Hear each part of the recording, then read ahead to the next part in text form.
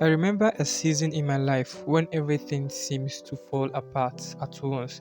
I was praying, fasting, and trying to live right, but attacks kept coming mentally, emotionally, even financially. I thought, God, why is this happening? What am I doing wrong? Then I realized this wasn't just life happening, this was war. The Bible makes it clear that spiritual warfare is real. Ephesians chapter 6 verse 12 says, "For our struggle is not against flesh and blood, but against the rulers, against the authorities, against the powers of this dark world, and against the spiritual forces of evil in the heavenly realms."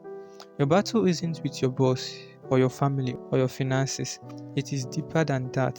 The enemy is after your mind, your peace, after your faith. And until you recognize it is a spiritual fight, he will keep using the wrong weapons.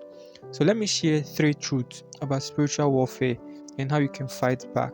The first truth about spiritual warfare is that you have to know that you are already on the battlefield.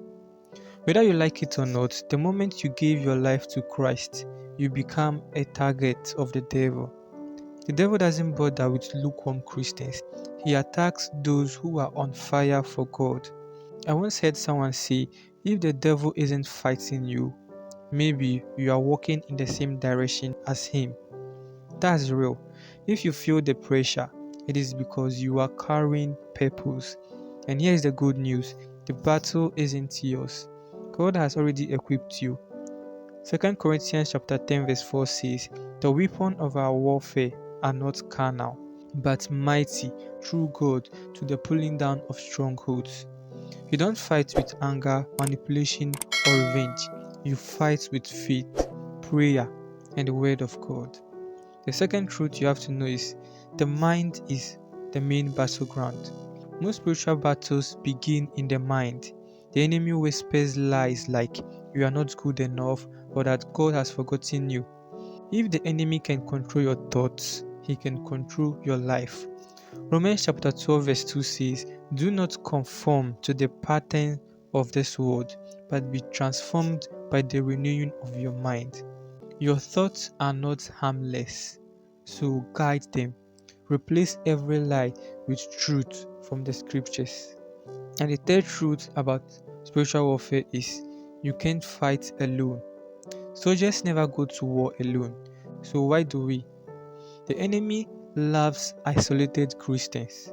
When you don't have a prayer partner, a church community, or someone to hold you accountable, you become vulnerable.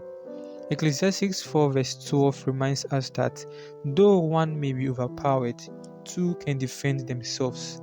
A cord of three strands is not quickly broken. If you are going through spiritual warfare, don't stay silent. Reach out. Find people who will pray for you when you are too weak to pray for yourself. Sometimes victory comes when we humble ourselves enough to say, "I need help." Now, here is how to fight back. Spiritual warfare isn't about shouting at demons, it is about standing firm in who God says you are. So, now the first way to fight back is you have to put on the full armor of God. So, this means truth, righteousness, faith, salvation, and the word of God. The second way is you have to stay in prayer. So, prayer is not a last resort, it is your lifeline.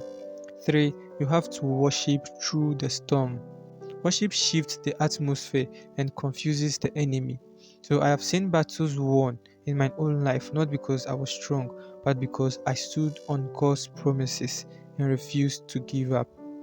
Let me leave you with this. You are not fighting for victory, you are fighting from victory. Jesus Christ already won on the cross. John 16 verse 33 says, "In this world you will find trouble, but take heart, I have overcome the world." No matter what's coming against you, whether it's fear, anxiety, or spiritual attack, know this: God is faithful and you are never fighting alone.